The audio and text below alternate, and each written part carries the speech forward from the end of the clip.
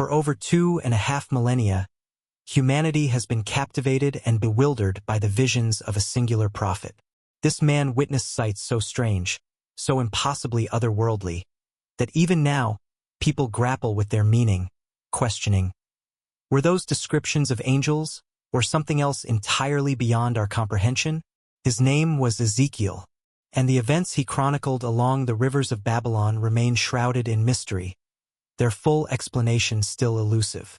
He beheld wheels spinning within wheels, a cosmic dance etched across the sky. He described creatures with 4 faces, their bodies a tapestry of watchful eyes.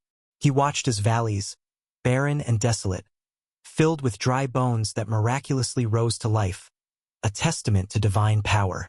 In spirit, he was transported to a temple, a sanctuary that existed only in the realm of the unseen, its measurements so precise, they resembled architectural blueprints from another dimension.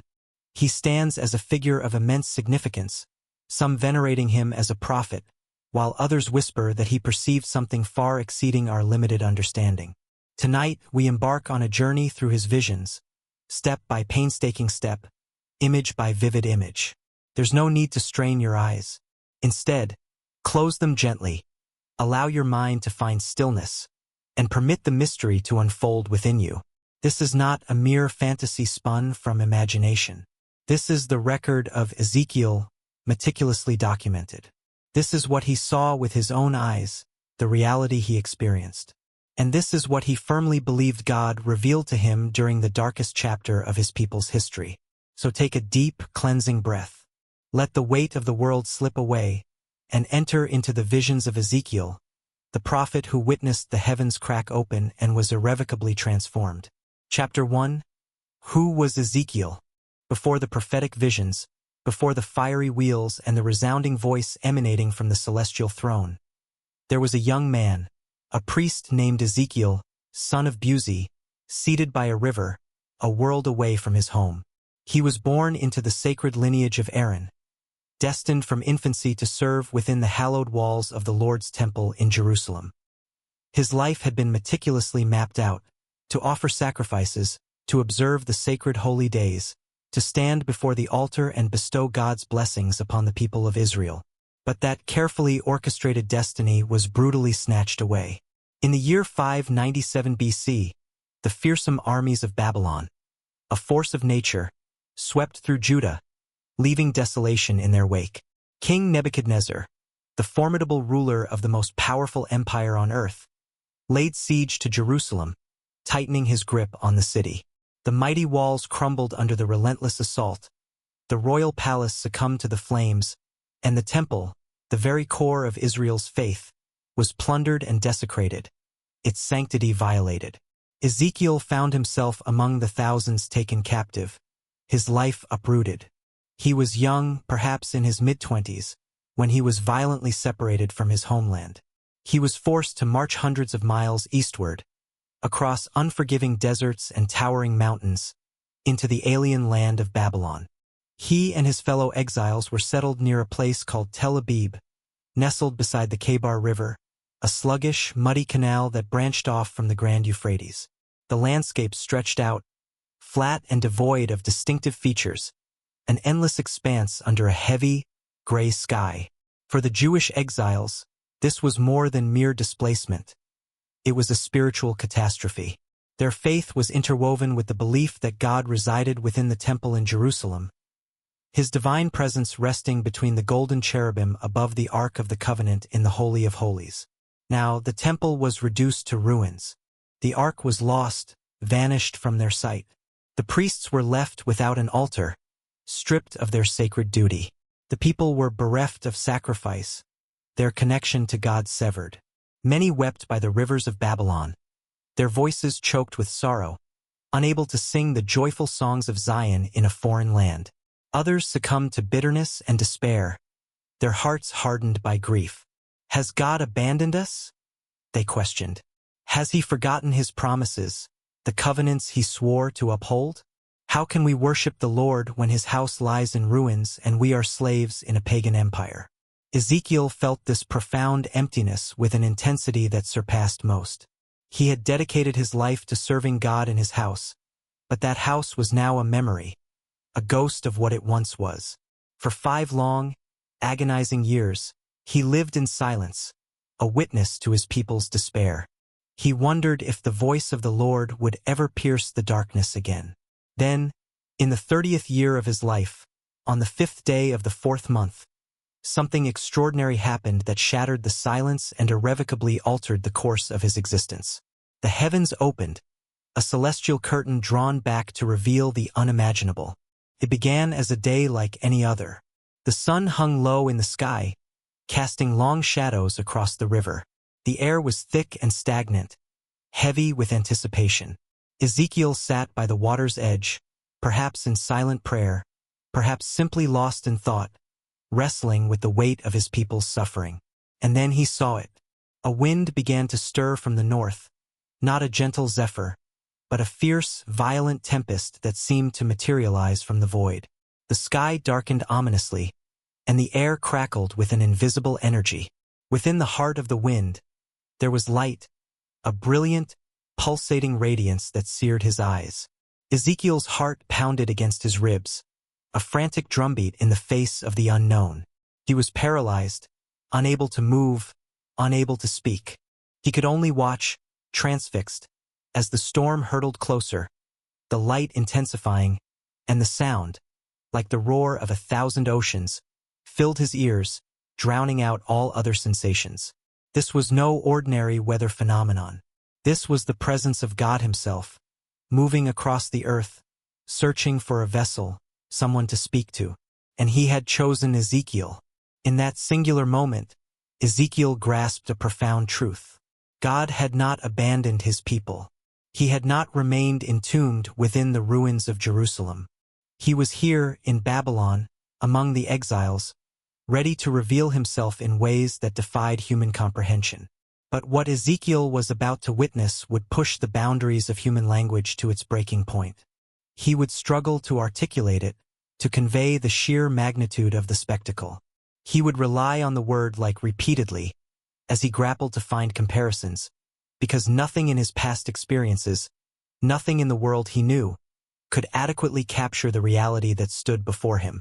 He saw creatures that defied categorization, beings that were not quite angels as he understood them. He saw wheels that moved in impossible ways, defying the laws of physics. He saw a throne that blazed with colors that had no name, a kaleidoscope of divine light. And he heard a voice, calm yet commanding, that called him by a name he would hear again and again throughout his life. Son of Man. Ezekiel had been chosen not for his strength, his wisdom, or his courage, but because he possessed a willingness to see, a willingness to listen, a willingness to stand before the unfathomable mystery of God and respond, "Here I am. Speak, Lord, for your servant is listening."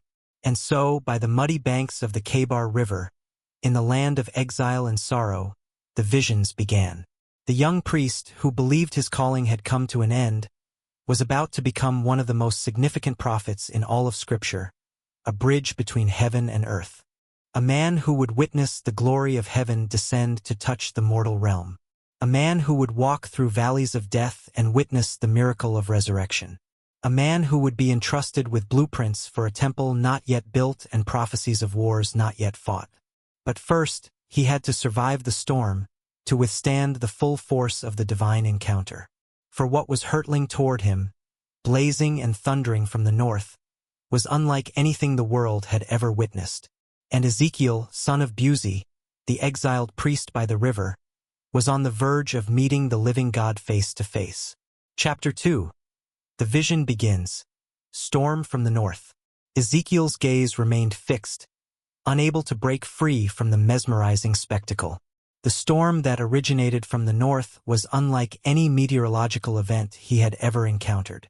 It didn't gradually roll in like rain clouds gathering on distant hills. It didn't announce its arrival with the slow dimming of daylight. It erupted suddenly, violently, as if the very fabric of the sky had been ripped open, revealing the raw power of the cosmos. The wind struck first, a forceful gust that bent the reeds along the riverbank almost to the breaking point and sent dust spiraling into the air in miniature cyclones. But this was no ordinary gale. It carried with it a palpable presence, a weightiness, a sense that something colossal and unseen was hurtling through the atmosphere. Ezekiel felt the fine hairs on his arms stand on end, an involuntary response to the supernatural event unfolding before him. The air grew thick, charged with an electric energy that made it difficult to breathe. Then, he saw it. A massive cloud, far darker than any storm cloud he had ever witnessed, rapidly advancing toward him with terrifying speed. But within that profound darkness, there was light. Not the pale gray light of a typical thunderstorm, but a fierce, incandescent radiance that flickered and pulsed with a life of its own. It resembled fire, yet it wasn't the kind that consumed wood or flesh. This fire folded in upon itself, moving in undulating waves, flashing with colors that defied earthly description. Amber, bronze, molten gold, white-hot silver. The cloud churned and roiled with chaotic energy, and from its center came flashes of lightning, sharp and blinding, cutting through the air with the sound of a cracking whip. Each bolt momentarily illuminated the landscape, casting long, sharp shadows that vanished as quickly as they appeared, adding to the surreal quality of the scene. Ezekiel struggled to control his breathing, to maintain a semblance of composure. His hands trembled uncontrollably, betraying his fear. His mind raced, desperately searching for words, for categories, for anything familiar that could provide an explanation for what he was witnessing. But his search proved futile. There was nothing in his rigorous training as a priest, nothing in the stories passed down through generations from Moses or the patriarchs, had prepared him for this encounter. The storm drew inexorably closer, and as it did, the light intensified, growing in intensity. It was no longer just random flashes of lightning. It was a sustained brilliance, a radiant glow that appeared to emanate from the very heart of the cloud itself, a source of pure, unadulterated energy. Within that radiant core, Ezekiel began to discern shapes. At first, they were indistinct, mere shadows shifting within the fiery expanse. But as the storm neared, the shapes became more defined, resolving into forms that sent a shiver down his spine. These were not simply clouds or dancing flames. They were beings, entities of immense power and significance. Four of them, massive in scale, moved with perfect synchronicity, as if bound together by a single unified will. They did not walk, nor did they fly in the manner of birds. They moved like lightning itself, appearing in one place and then instantly in another, so swift that the human eye could barely register their transitions. The sound they produced was overwhelming, a symphony of the divine. It was like the roar of rushing waters, the voice of the Almighty resonating through the heavens, the tumultuous sound of an army on the march, their collective power shaking the very foundations of the earth. The ground beneath Ezekiel's feet seemed to tremble with each movement they made, a tangible manifestation of their power. He collapsed to his knees, unable to remain standing in the face of such awe-inspiring power. His breath came in short, shallow gasps, each one a struggle. His heart hammered in his chest, a frantic alarm. He felt an overwhelming urge to flee, to hide from the spectacle, to close his eyes and wish it all away, to return to the familiar comfort of the ordinary world. But he found himself rooted to the spot, held captive by an invisible force, unable to do anything but watch, a helpless observer in the drama unfolding before him. The fire within the cloud blazed ever brighter, consuming his senses. And now Ezekiel could see them clearly, the four living creatures. They were almost upon him, their presence filling the space. What he saw next would be forever etched into his memory, haunting him for the rest of his life. They were beautiful, terrifying, holy, and profoundly strange, a paradox of existence. They were unlike anything that existed in the natural world, yet they moved with a grace and purpose that felt undeniably real, a testament to their divine origin. Ezekiel's mouth opened in a silent gasp, but no sound emerged. He wanted to cry out in awe, to offer praise to the heavens, to beg for mercy from these celestial beings. But all he could do was stare, transfixed by the scene. The storm had arrived, bringing with it the manifest presence of the living God, changing everything. Chapter 3. The Four Living Creatures. The first detail that captured Ezekiel's attention was their form. They possessed the likeness of a man. That is, they stood upright with limbs and a torso that vaguely resembled the human shape. But the resemblance ended there. For these beings were not men. They were something far grander, far more ancient, and profoundly more strange than anything he could have imagined. Each creature possessed four faces, not a single face looking forward, but four distinct faces set at angles, ensuring that no matter which direction they moved, one face was always directed ahead. And the faces themselves were not human. The first face was that of a man, noble, serene, and exuding an aura of profound wisdom and understanding. It gazed forward with calm, piercing eyes that seemed to penetrate beyond the physical world, seeing directly into the depths of the soul itself. The second face was that of a lion, fierce, regal, and radiating raw power, the undisputed king of beasts. Its eyes burned with unwavering strength and courage, and its mouth was set in a perpetual expression of authority, commanding respect. The third face was that of an ox, patient, strong, and enduring, the epitome of the beast of burden, a symbol of unwavering service and sacrifice. Its eyes were deep and kind, yet resolute, reflecting a steadfast commitment to its purpose. The fourth face was that of an eagle, sharp, watchful, and soaring, the quintessential creature of the heavens, whose keen vision could pierce the farthest distances. Its eyes gleamed with clarity and swiftness, as if nothing in all creation could escape its discerning gaze. Ezekiel struggled to decipher the meaning of this bizarre composite. Why four faces? Why these particular creatures? And then, slowly, the significance began to dawn on him. Man, the crown of creation, made in the image of God, the embodiment of intellect and dominion. Lion, the untamed wild, ruling over the beasts of the earth with unmatched power.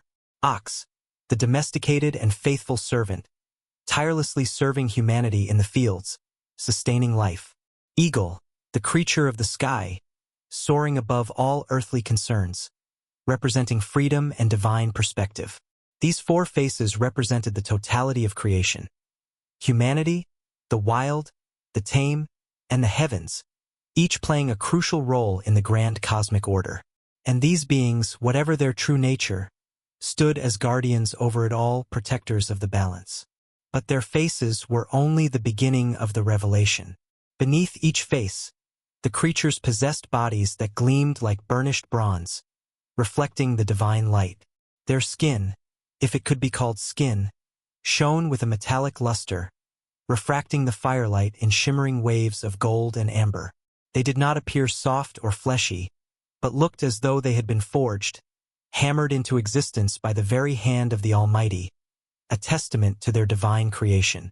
Their legs were straight, not bent at the knee like a human's, but perfectly vertical, like pillars of bronze, solid and unyielding. And at the bottom, where feet should have been, Ezekiel saw something even more peculiar. The soles of their feet resembled the hooves of a calf, gleaming and bright, as if meticulously polished to a mirror shine, reflecting the light around them. And they sparkled with an inner radiance. Every movement sent ripples of light cascading across their forms, as if their very bodies were composed of living fire and molten metal, a mesmerizing display of divine energy. But what truly unsettled Ezekiel, what made his breath catch in his throat, were the wings. Each creature possessed 4 wings, a symbol of their power and mobility. 2 stretched upward, reaching towards the sky, as if yearning for the heavens, and 2 extended outward, touching the wings of the creatures beside them, forming a seamless connection. When they stood still, the wings formed a kind of canopy, a protective covering that linked all 4 beings into a single, unified whole, a representation of their collective purpose. But when they moved, the wings beat with a sound like thunder, like the voice of God himself resonating through the universe, like the roar of a mighty army advancing into battle. The sound was so loud, so overwhelming, that Ezekiel felt it vibrate in his chest, in his bones, in the very core of his being, a symphony of divine power. And beneath the wings, an even more astonishing sight met his gaze. Hands, human hands, delicate, precise, and perfectly formed. They extended from beneath the wings, capable of action, of work, of purpose, a testament to their intelligence and agency. These were not mindless forces of nature, acting without direction. These were intelligent beings, servants of the Most High, carrying out His will with precision and unwavering care. But perhaps the most unsettling detail of all was the proliferation of eyes. Eyes everywhere, covering the wings, covering the bodies, perhaps even covering the wheels that moved beside them, though Ezekiel could not yet fully comprehend their significance. These were not merely decorative embellishments. They were real, living eyes, constantly watching, seeing, aware of everything around them. Nothing escaped their all-seeing gaze. Every movement, every thought, every hidden corner of the universe was laid bare before them, exposed to their divine perception. Ezekiel felt utterly exposed, naked before their gaze, as if every secret he had ever kept, every doubt he had ever harbored, every sin he had ever committed, was now visible to these beings, revealed in their entirety. And yet, strangely, he did not feel condemned.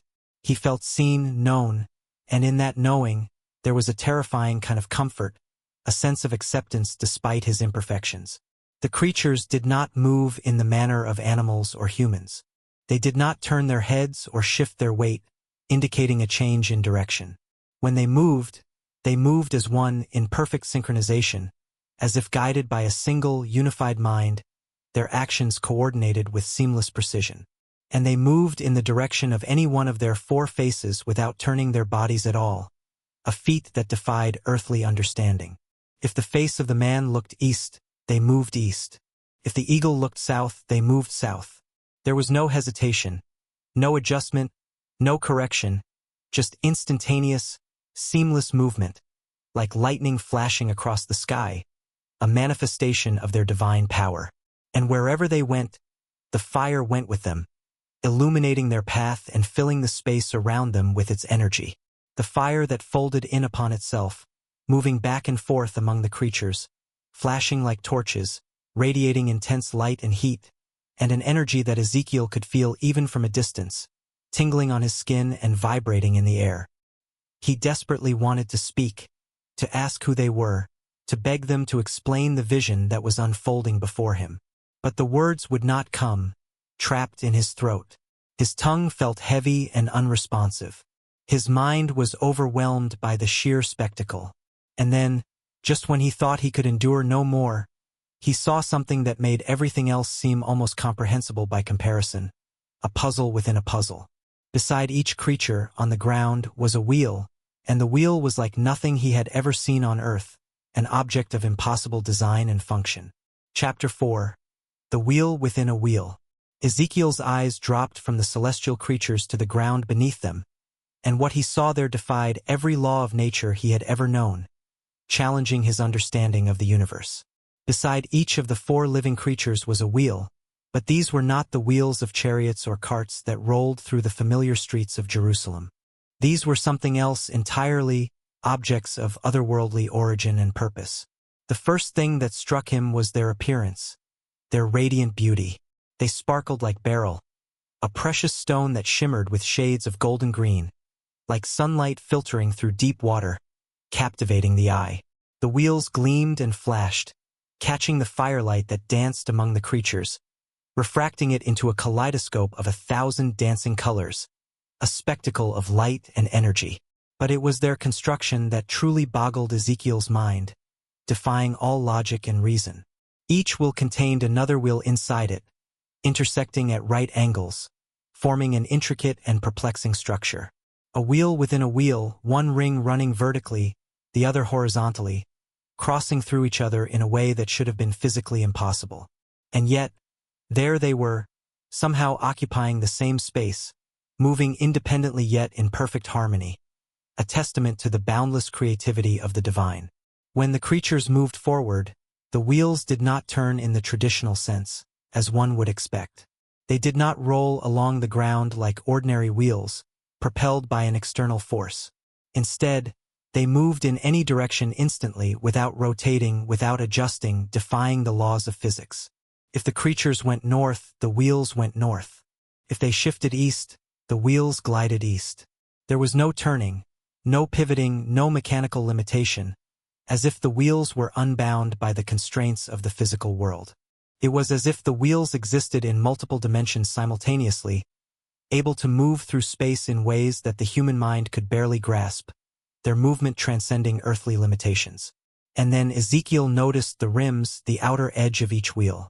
They were high, so high they towered above him, reaching towards the sky, and encircling those rims, set into the surface like jewels in a crown, were eyes, hundreds of them, thousands all around the circumference of each wheel, an endless array of watchful sentinels. Living eyes, constantly watching, unblinking, aware of everything, a manifestation of divine omniscience.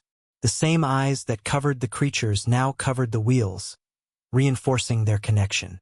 Ezekiel understood, with a shiver that ran through his entire body, that these wheels were not mere inanimate objects, tools to be used and discarded. They were alive, conscious, an integral part of the same divine entity that stood before him, radiating power and authority.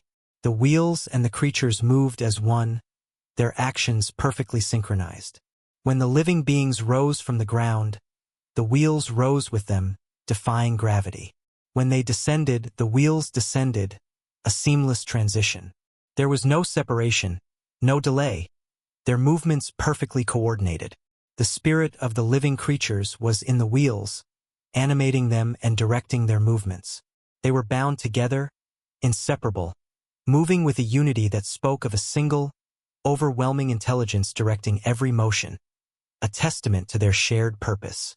Ezekiel had heard stories passed down through generations about the chariot of God, the Merkava, the throne chariot upon which the Lord of hosts rode across the heavens, surrounded by angels, both terrible and glorious, a symbol of divine power and mobility. But this was no longer a distant tale. This was real, unfolding before his very eyes. He was seeing it with his own senses, experiencing it with every fiber of his being. Yet, even as he watched, transfixed by the spectacle, he struggled to find words to adequately describe what he was witnessing. How could he convey the magnitude of this vision to others, to those who had not been present to witness it firsthand? How could he make them understand the profound significance of what he had seen? In later years, when he would attempt to document this extraordinary vision, he would rely on the word like repeatedly, acknowledging the limitations of human language to capture the essence of the divine. The wheels were like beryl, shimmering with otherworldly light. Their appearance was like a wheel within a wheel, defying logic. The sound they produced was like the voice of the Almighty, echoing through the cosmos. Because there was nothing in human language, nothing in earthly experience, that could fully capture the grandeur of what stood before him, the immensity of the divine presence. Some in ages to come would read his words and wonder if Ezekiel had stumbled upon something beyond the realm of the spiritual, an encounter with the unknown. They would point to the wheels, to their impossible movement, to the eyes that covered them and speculate. Could this have been a craft from another world, a vehicle from a dimension we do not yet understand, a glimpse into the mysteries of the universe? Others would insist that the vision was purely spiritual, a symbolic representation of divine truth, a depiction of the cherubim, the mighty angels who guard the throne of God, presented in a symbolic form to reveal divine secrets to a fallen world. But Ezekiel did not concern himself with such debates, such interpretations. He only knew what he saw, the raw, unfiltered reality of the vision. And what he saw was the mobility of God, the omnipresence of the Almighty, the truth that the Lord was not confined to the temple in Jerusalem, not bound to any one location or structure. God could go anywhere. He could be everywhere, transcending earthly limitations. And these wheels, spinning within wheels, covered with eyes, moving in all directions at once, were the visible manifestation of that profound truth, a symbol of God's boundless power and presence. The sound they made was overwhelming, a symphony of the divine.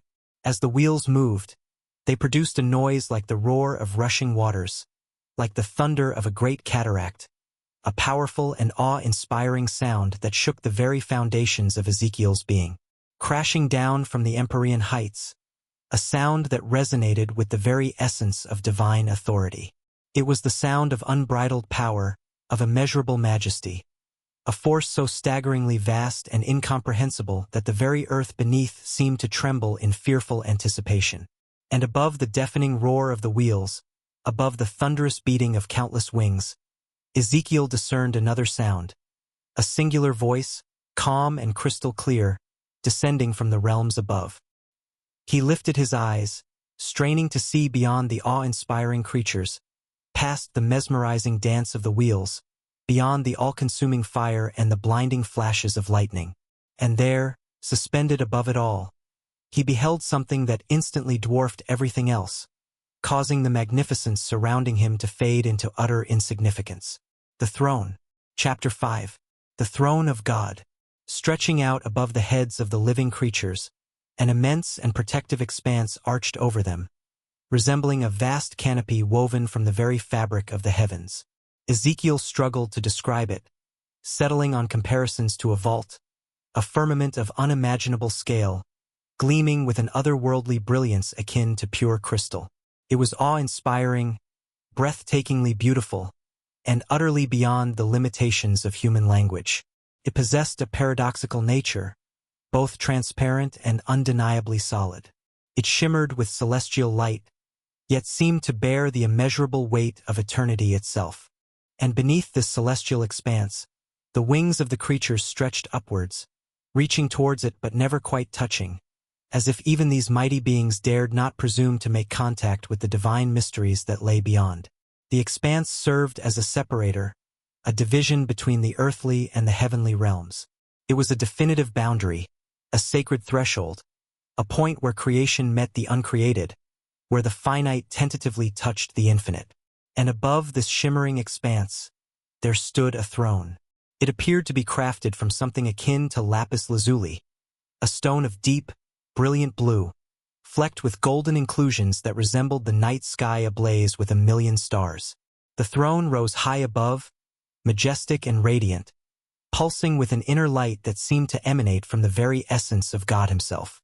And seated upon this magnificent throne was a figure, an entity that defied easy description. Ezekiel hesitated, choosing his words with extreme care. He repeatedly used terms like likeness and appearance, as if attempting to protect himself from the audacious claim that he had directly witnessed God in his full glory. For it was a fundamental tenet of their faith, an ancient teaching passed down through generations. No mortal man could gaze upon the face of God and live. This was the truth revealed to Moses, who, in his fervent desire to behold the Lord's glory, was only permitted to see his back. To witness the fullness of his face would have consumed any mortal, reducing them to ash. But here, within the confines of this extraordinary vision, Ezekiel saw something, a form, a shape, the likeness of a man seated upon the throne, radiating a light that was both terrifying and exquisitely beautiful. From the waist up, the figure gleamed like molten metal, like bronze heated in a furnace until it shone with an incandescent, white-hot brilliance. Fire surrounded him, pulsating outwards in rhythmic waves, illuminating everything within its reach with a light that cast no shadows. From the waist down, the figure blazed with fire. But this was not the destructive fire that consumes wood and flesh, leaving only ashes in its wake. This was a purifying fire, a transformative force that burned away all impurity, that refined gold to its purest state, that transformed everything it touched. And all around the throne, encircling it like a glorious crown, was a radiant display that resembled a rainbow, but not the pale, washed-out arc that appears after a fleeting rainstorm. This was a brilliant, vibrant spectrum of colors, richer and more intense than any earthly rainbow. Red, orange, yellow, green, blue, violet, shimmering and shifting, alive with beauty and overflowing with hope. Ezekiel's heart caught in his throat, constricting his breath. The rainbow, the sign of the covenant, the sacred promise God had made to Noah, vowing never again to destroy the earth with a devastating flood. It was a powerful symbol of mercy, of unwavering faithfulness, of a God who remembers his promises even when his own people forget. Here, in this overwhelming vision of power and glory, was a profound reminder that God is not only mighty but merciful, not only just but deeply compassionate. The rainbow encircling the throne spoke of grace even in the midst of impending judgment. And Ezekiel knew beyond any shadow of a doubt what he was witnessing. This was the glory of the Lord, the Shekinah, the manifest presence of God himself. The very same glory that had filled the tabernacle in the wilderness, that had descended upon Mount Sinai in a spectacle of fire and smoke, that had rested between the cherubim in the Holy of Holies. But now that glory was here in Babylon, far removed from Jerusalem, far from the sacred temple, in a land of exile and captivity. God had not remained behind. He had not abandoned his chosen people. He had come to them even here, even now, in their darkest hour. The sight was simply too much to bear. Ezekiel could not contain the overwhelming experience. His knees buckled beneath him. His strength seemed to drain away like water from a broken vessel. He fell forward, his face pressed against the unforgiving ground, his body trembling uncontrollably, his mind overwhelmed by the sheer weight of what he had witnessed. He was unable to speak, unable to move.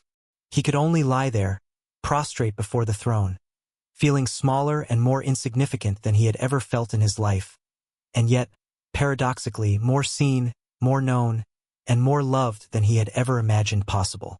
And then, piercing through the deafening roar of the wheels, through the thunderous flapping of wings, through the crackling intensity of the fire, came a voice. It was not loud or boisterous, but it carried the undeniable authority of the heavens. It was not harsh or demanding, but it commanded instant and unquestioning obedience. It was calm, steady, and filled with unwavering purpose. "Son of man," the voice resonated. Ezekiel's heart pounded in his chest. The title was both humbling and intensely intimate. Not prophet, not priest, not even Ezekiel, but simply Son of Man. A stark reminder that he was human, fragile, mortal, composed of dust and breath, and yet undeniably chosen. "Son of Man, stand up. I am sending you." And with those simple words, something profound shifted within him. A power not his own surged through his veins, lifting him effortlessly to his feet. His legs steadied beneath him, his breath returned in deep, calming drafts, and though his eyes still stung from the overwhelming brilliance of the light, though his hands still trembled slightly, he stood. He stood before the very throne of God, and he listened with rapt attention. The voice continued, calm and clear. "I am sending you to the people of Israel, to a rebellious nation that has rebelled against me. They and their fathers have transgressed against me to this very day. The people are stubborn and obstinate, but you will speak my words to them whether they listen or refuse to listen." Ezekiel desperately wanted to protest. He wanted to explain that he was not qualified, not properly trained for such a monumental task. He was a priest, not a prophet. He knew the rituals, the sacrifices, the prayers, but speaking the word of God to a rebellious and unyielding people? That was the sacred calling of men like Isaiah, like Jeremiah, not him. But the voice did not pause for his agreement, did not entertain his doubts. It simply continued, "Do not be afraid of them, though briars and thorns are all around you, and you live among scorpions. Do not be afraid of their words or terrified by their faces, for they are a rebellious house. You must speak my words to them, whether they listen or fail to listen." And then, something extraordinary appeared before Ezekiel. A hand stretched out towards him, reaching across the divine space. And in the hand was a scroll, unrolled to reveal writing on both sides. The voice spoke again, low and resonant. "Son of man, eat what is before you. Eat this scroll. Then go and speak to the people of Israel." Ezekiel stared at the scroll in disbelief. He could clearly see the words written upon it, words of lament and mourning and woe. This was not a message of comfort or encouragement. This was a message of judgment, of warning, of impending disaster.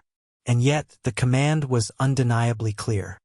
He was to eat it, to consume the word of God, to make it an integral part of himself, so that when he spoke, it would not be his own words, but the very voice of the Almighty resonating through him. Ezekiel reached out tentatively, took the scroll from the outstretched hand, and brought it slowly to his mouth. And as he began to eat, something truly astonishing occurred. Tasted sweet like honey. The word of God, even when it carried messages of judgment and dire warnings, was sweet to the one who loved the Lord. For it was truth, unwavering and absolute. And truth, no matter how difficult or painful, is always more precious than the most pleasant lie. Ezekiel swallowed the scroll, and he felt it settle deep inside him, becoming an inseparable part of his very being.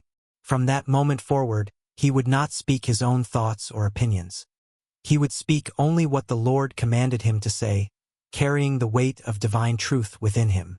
The vision began to fade gradually. The brilliance of the light dimmed. The sounds of the wheels grew distant, echoing in the recesses of his mind.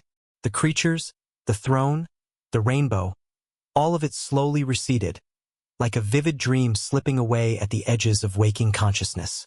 And Ezekiel found himself back by the river, sitting on the ground, his body aching, his mind reeling, his heart forever transformed by what he had witnessed. He had seen the glory of the Lord, and he had been chosen to be his messenger. The journey was only just beginning. Chapter 6. The Valley of Dry Bones. For years following that initial life-altering vision, Ezekiel walked among his people as a man marked by God, visibly set apart. He spoke the words the Lord gave him, even when they were harsh and unwelcome. Even when no one wanted to hear them, he acted out strange and unsettling prophecies, lay on his side for days at a time, shaved his head and meticulously divided his hair as a symbolic sign of coming judgment. He became a living symbol, a walking sermon, a voice crying out in the desolate wilderness of exile. But of all the profound and often unsettling visions God granted him, none was more powerful, more haunting, or more filled with a potent sense of hope than what transpired one seemingly ordinary afternoon when the hand of the Lord came upon him once again. Ezekiel felt it even before he saw anything. A pressure, gentle yet irresistible, settling over him like a tangible weight. And then, in an instant, he was no longer by the familiar river. He was somewhere else entirely, transported to an unknown location. The Spirit of the Lord carried him out, lifted him up, and set him down gently in the very middle of a valley. And the moment his feet touched the ground, Ezekiel's breath caught sharply in his throat. The valley was vast and desolate, stretching out in every direction as far as the eye could see, disappearing into the hazy distance of the horizon. The ground beneath his feet was hard and cracked, baked dry by years of relentless sun. No grass grew there, no trees offered even a sliver of shade. No birds sang overhead, breaking the oppressive silence. It was a place of profound death and utter desolation. And covering the valley floor, scattered in every direction, were bones. Human bones. Thousands upon thousands of them. Skulls, rib cages, femurs, spines, all bleached white by the relentless sun, lying in chaotic heaps and piles, half buried in the ever-present dust. Ezekiel walked slowly among them, his sandals crunching ominously on fragments that crumbled beneath his weight. Everywhere he looked, there were more, an army's worth, a nation's worth. The skeletal remains of people who had died long ago, whose flesh had rotted away completely, whose names had been long forgotten, lost to the winds of time. The sight was overwhelmingly powerful, not just because of the sheer scale of the destruction, but because of what it so starkly represented. These bones were not merely the remnants of the dead. They were the abandoned dead, the unburied, the unmourned, left to the merciless elements, to scavenging animals, to the slow and relentless erosion of time. And they were very dry. That particular detail mattered immensely. In the ancient world, a fresh corpse still held a flicker of the possibility of life. Breath might return unexpectedly. The heart might beat again with a sudden surge.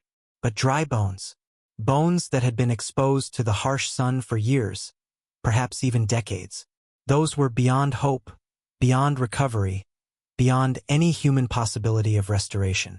Ezekiel felt the crushing weight of this reality settle heavily upon him. This was not simply a vision of death. It was a harrowing vision of hopelessness, of utter finality, of a people who had completely given up, who believed their story was irrevocably over, who saw no future and no possibility of redemption.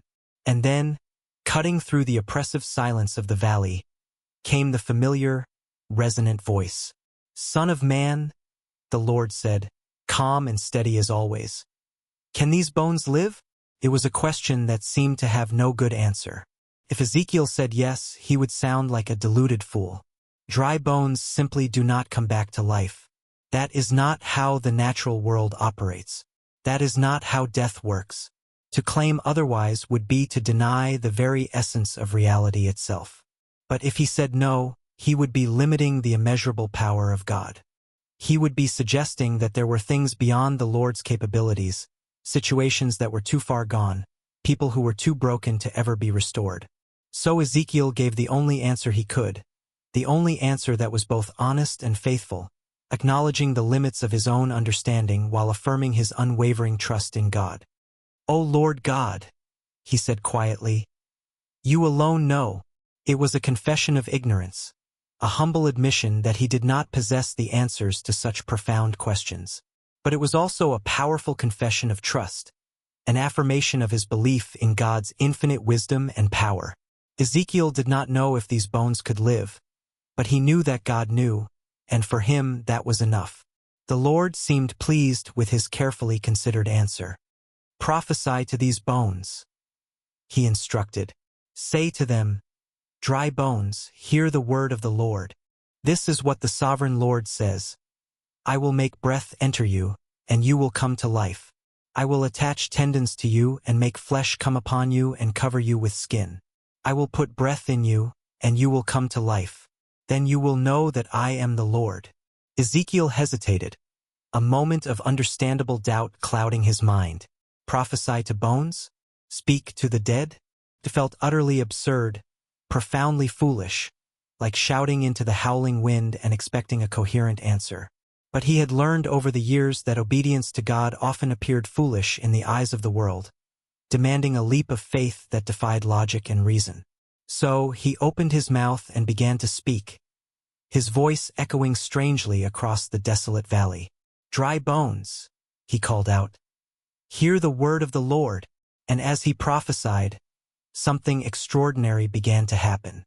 A sound, faint at first, like a whisper of wind rustling through empty spaces. But it grew steadily louder, sharper, a distinct rattling, clicking, scraping sound, like pieces of broken pottery being dragged roughly across stone. Ezekiel's eyes widened in stunned disbelief. The bones were moving. All across the valley, bones began to shift and stir. Skulls rolled purposefully toward spines. Ribs rose from the dust and locked securely into place. Femurs slid across the uneven ground, connecting precisely to pelvises. Arms assembled themselves finger by finger, joint by joint, as if guided by an unseen hand. The sound was deafening now, a great and cacophonous rattling, a macabre symphony of reconnection, as thousands of individual skeletons pulled themselves together from the scattered remnants of the dead. Ezekiel stood frozen in place, watching in utter awe as the chaotic disarray of death transformed before his very eyes into the structured order of new life. Where there had been only heaps of disconnected fragments, there were now complete skeletons standing upright, row after row, stretching across the valley like an army assembled for battle. But they were still just bones, hollow, empty, lifeless. And then, before his astonished gaze, the miraculous transformation continued, unfolding in stages like a sped-up film of creation itself. Tendons appeared, wrapping tightly around the bones, connecting them, binding them together with fibrous cords. Muscles grew over the tendons layer by layer, covering the skeletons with red, glistening tissue. And then, skin stretched over the muscles, sealing them in, giving them human form and shape and the undeniable appearance of human bodies. Once again, it was a miracle of creation unfolding in reverse, defying the natural order. Not dust becoming flesh, but bones becoming bodies, piece by piece, breath by breath. But still, there was no life within them. They stood there, perfect in form, whole in structure, but motionless, silent, like eerily realistic statues carved from flesh instead of stone. The Lord spoke again, his voice resonating with power and authority. Prophesy to the breath, Son of Man, prophesy and say, Come from the four winds, O breath, and breathe into these slain, that they may live. Ezekiel obeyed without hesitation. He turned his face towards the heavens and called out in a clear, strong voice, Come, O breath, come from the north and the south, from the east and the west, breathe into these slain, that they may live. And then the wind came. It swept across the valley like a great rushing tide, invisible but undeniable. It moved among the lifeless bodies, swirling around them, entering them, filling them with its unseen force. And one by one the bodies began to move. A chest rose, drawing in air. A hand twitched involuntarily, fingers curling inward. Eyes blinked open, staring vacantly into the distance. Mouths gasped, pulling in breath after desperate breath. And then they stood, not as scattered corpses or assembled skeletons, but as living, breathing human beings. They rose to their feet, thousands upon thousands of them, filling the valley with the vibrant sound of life, breathing, moving, alive. Ezekiel fell to his knees, tears streaming uncontrollably down his face. He had witnessed death reversed. He had seen the impossible made real. He had witnessed the boundless power of God to take what was utterly, completely, irreversibly dead and bring it back to vibrant life. And then the Lord spoke once more, explaining the profound meaning of the vision. Son of man, he said, these bones are the whole house of Israel. They say, Our bones are dried up, and our hope is gone. We are completely cut off. Therefore prophesy and say to them, This is what the sovereign Lord says. O my people, I am going to open your graves and bring you up from them. I will bring you back to the land of Israel. Then you will know that I am the Lord, when I open your graves and bring you up from them. I will put my spirit in you, and you will live, and I will settle you in your own land. Then you will know that I the Lord have spoken, and I have done it, declares the Lord. Ezekiel understood perfectly. The vision was not just about physical resurrection, although that was certainly a powerful element of it. It was fundamentally about national restoration, about a people who felt dead inside, who believed their story was over, who saw no future and no glimmer of hope on the horizon. God was saying, in no uncertain terms, I am not finished with you. Your exile is not the end of your story. Your scattering across the nations is not permanent. I will gather you together. I will restore you to your former glory. I will breathe new life into you again. But more than that, the vision pointed forward to a far greater truth, a future day when all the dead would rise, when graves would be opened and bodies would be fully restored, when death itself would be decisively defeated once and for all by the unyielding power of the living God. The Valley of Dry Bones has since become one of the most famous and often cited visions in all of Scripture, resonating across generations. It has been painted, sung about, preached upon, and pondered deeply for thousands of years. It has given enduring hope to slaves and exiles, to the oppressed and the forgotten, to anyone who has ever felt as though their situation was utterly beyond saving. Because the message is remarkably simple, profoundly powerful, and eternally relevant. No matter how dead things may seem, God has the power to bring life. No matter how dry the bones, He can make them live again. No matter how hopeless the situation may appear, the Lord of life can speak a single word, and everything can change in an instant. Ezekiel stood in that valley, surrounded by the living, breathing proof of God's boundless power, and he carried that awe-inspiring vision with him for the rest of his days, a constant and unwavering reminder that the God who can raise dry bones from the dust can do anything, even restore a broken, scattered, and seemingly hopeless people, even bring them triumphantly home. Chapter 7. Ezekiel eats the scroll. After the vision of the valley faded, after the living army dissolved back into the unseen realm of the spirit, and Ezekiel found himself once again by the familiar riverbank, he sat in stunned silence for a long time.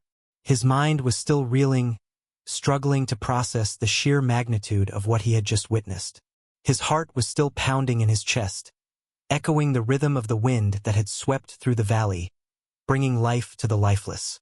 The vivid images of bones assembling themselves, flesh forming over them, and breath entering into them played over and over in his thoughts, like a powerful song he could not stop hearing.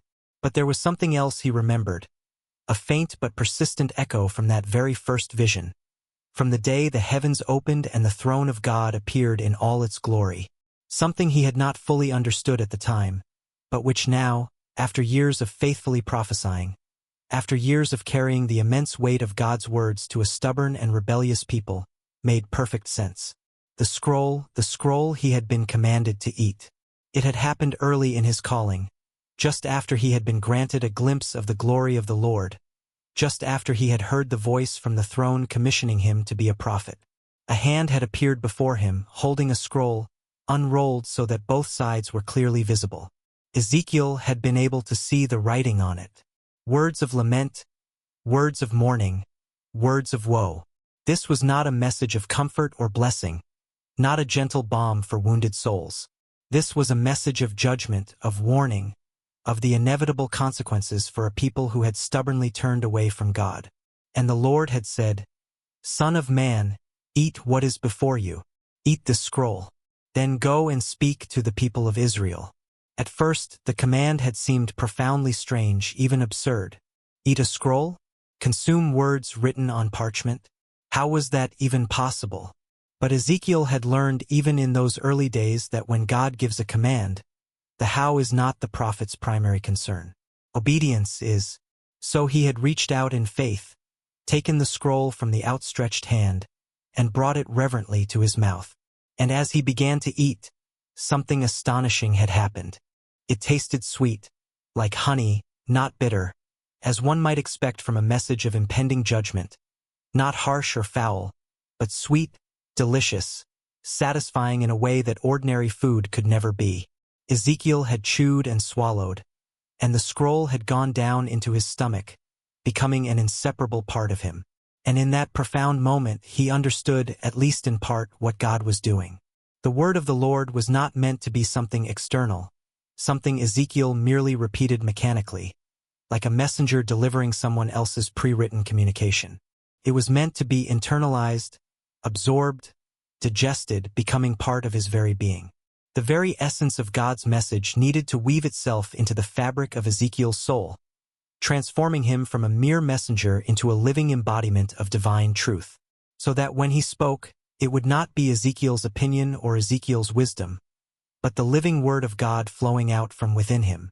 It wouldn't be a performance or a recitation. It would be an outpouring of divine fire. The sweetness was significant, too. It wasn't just a pleasant sensation. It was a profound reassurance. It meant that even when the message was hard, even when it carried warnings of disaster and calls to repentance, the word of God itself was good. It was truth, and truth to a soul that loves the Lord is always sweet, even when it hurts. Like a bitter medicine that heals, or a painful surgery that restores, the truth, however harsh, held the promise of ultimate good. After Ezekiel had eaten the scroll, the Lord had spoken again, his voice resonating with both authority and compassion. "Son of man, go now to the house of Israel and speak my words to them. You are not being sent to a people of obscure speech and difficult language, but to the house of Israel, not to many peoples of obscure speech and difficult language whose words you cannot understand. Surely if I had sent you to them, they would have listened to you. But the house of Israel is not willing to listen to you because they are not willing to listen to me. For the whole house of Israel is hardened and obstinate." It was a sobering warning. Ezekiel was being sent to his own people, people who spoke his language, who shared his heritage, who knew the stories of Abraham and Moses and David, stories whispered in cradles and celebrated in synagogues. And yet, they would be harder to reach than foreign nations because they had hardened their hearts. They had heard the truth so many times that they had become immune to it, like calloused hands that no longer feel the sting of the rope. Familiarity, in this case, had bred not contentment, but contempt. But the Lord was not finished. His voice, unwavering, continued. But I will make you as unyielding and hardened as they are. I will make your forehead like the hardest stone, harder than flint. Do not be afraid of them or terrified by them, though they are a rebellious house. God was making Ezekiel strong, not physically, not with muscles and armor, but spiritually.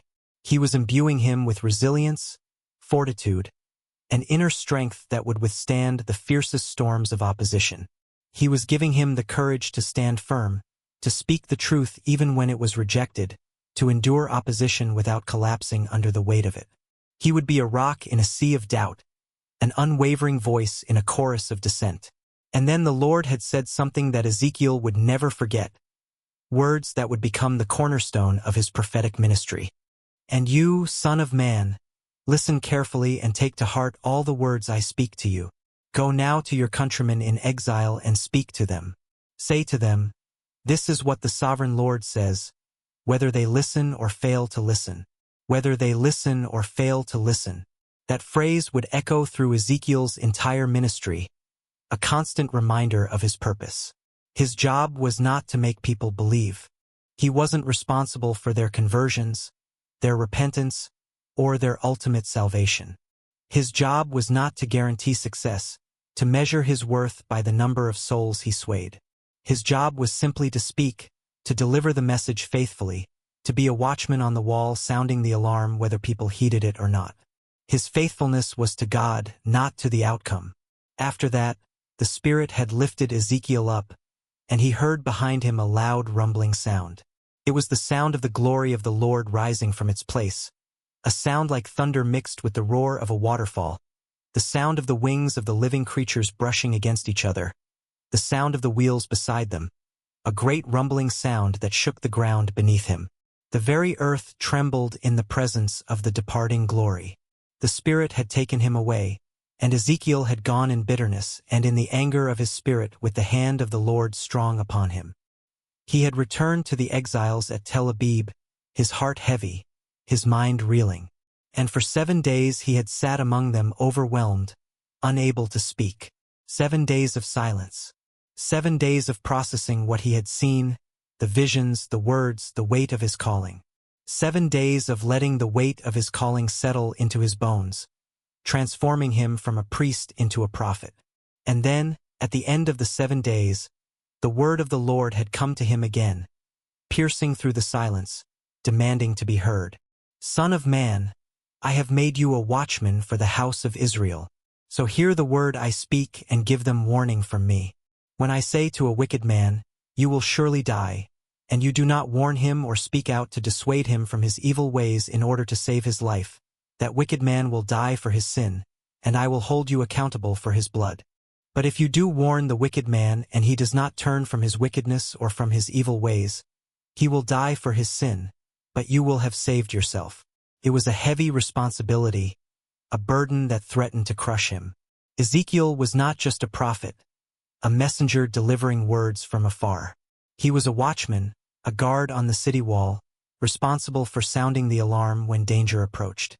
If he saw the sword coming and did not blow the trumpet, the blood of the people would be on his hands. But if he warned them, if he spoke faithfully, then even if they did not listen, he would be innocent. He would have done his part, fulfilled his duty, and cleansed his conscience. And so Ezekiel had begun his work, speaking the words God gave him, acting out strange signs and symbols, lying on his side for 390 days to represent the years of Israel's sin, shaving his head, and burning a third of his hair, striking a third with a sword, and scattering a third to the wind to show what would happen to Jerusalem. People thought he was crazy. Some mocked him, pointing fingers and whispering behind their hands. Others ignored him, dismissing him as a madman or a fanatic. A few listened, their eyes wide with fear and confusion.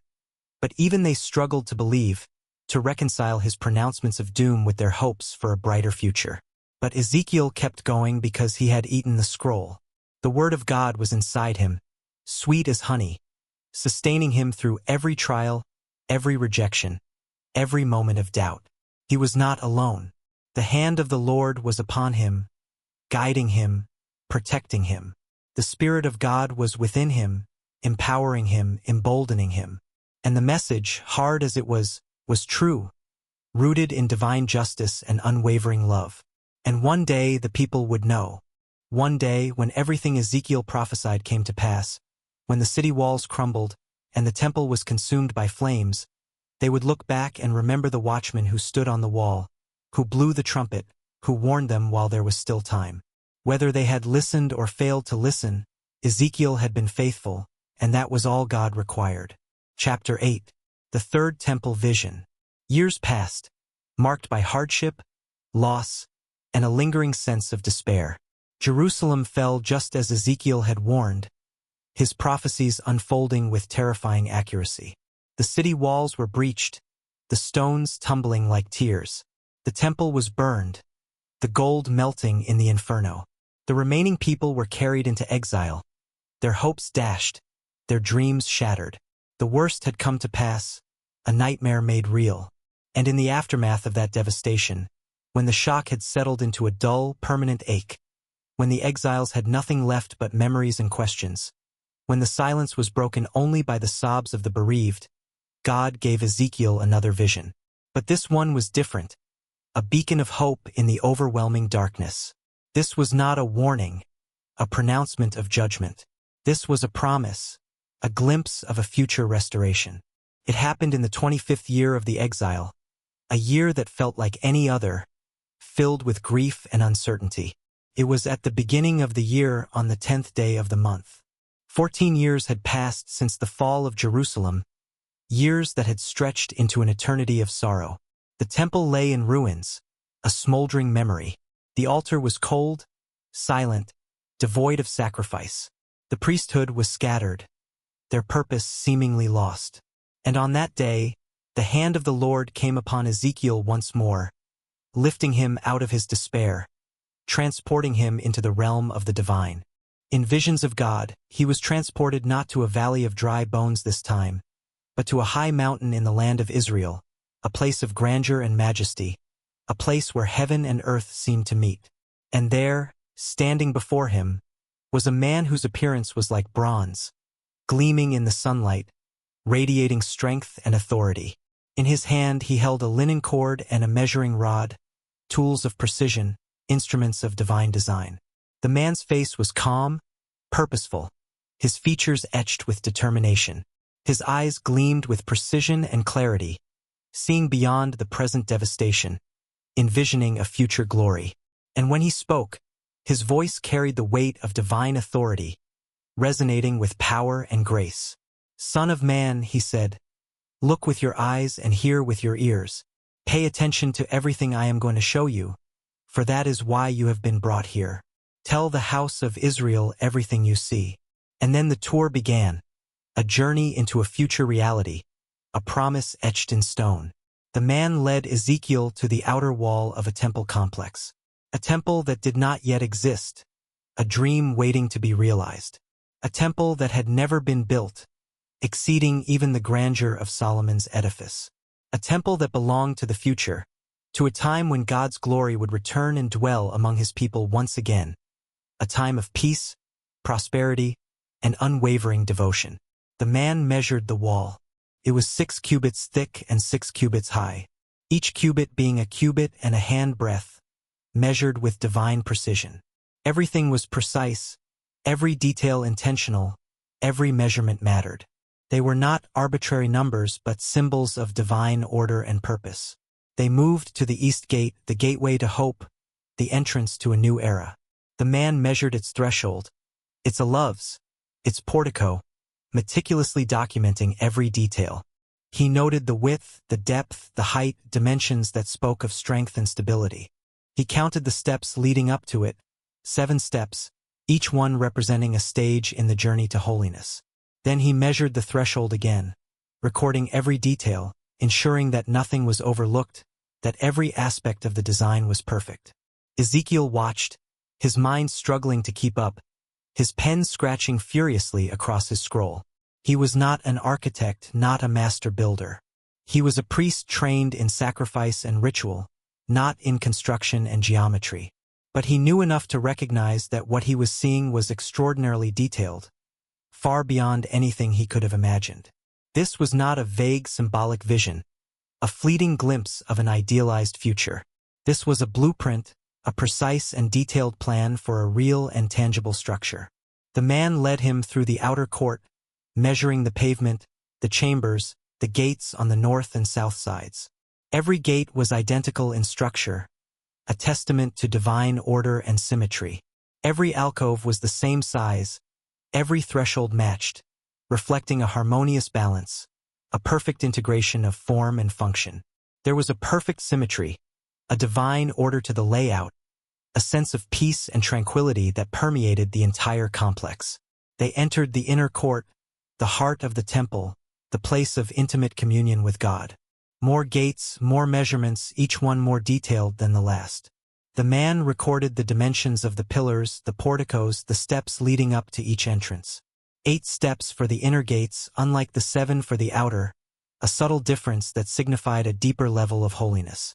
Ezekiel followed, scribbling mental notes, trying to remember every detail, every nuance. The Lord had told him to pay attention, to remember everything, because he would need to tell the people. This vision was not for him alone, a private revelation to ease his own despair. It was for Israel, a promise whispered in the darkness, a glimpse of what was to come, a reason to hope in the face of overwhelming adversity. They came to the chambers for the priests, rooms on the north and south sides of the inner court where the priests would eat the most holy offerings, where they would store the grain offerings, the sin offerings, the guilt offerings, places set apart, consecrated holy. These are the chambers for the priests who approach the Lord to minister before him, the man explained as he measured. They must not go out into the outer court until they leave behind the garments in which they minister, for these are holy. They must put on other clothes before they go near the places that are for the people. Everything had its place, every ritual had its purpose. There was no confusion, no disorder, no compromise. The sacred and the common were carefully separated not to exclude but to honor, to remind the people that God is holy, and those who draw near to him must do so with reverence, with humility, with a heart cleansed from sin. Then they came to the altar, the focal point of worship, the place of sacrifice and atonement. It stood in the center of the inner court, directly in front of the temple building, dominating the landscape with its size and grandeur. It was massive, built in stages, each level smaller than the one below, rising like a stepped pyramid toward the sky, a symbol of ascent, a pathway to the divine. The man measured each level, the base, the lower ledge, the upper ledge, the hearth at the top, where the fire would burn continually, where the sacrifices would be offered, a constant reminder of God's holiness and the need for atonement.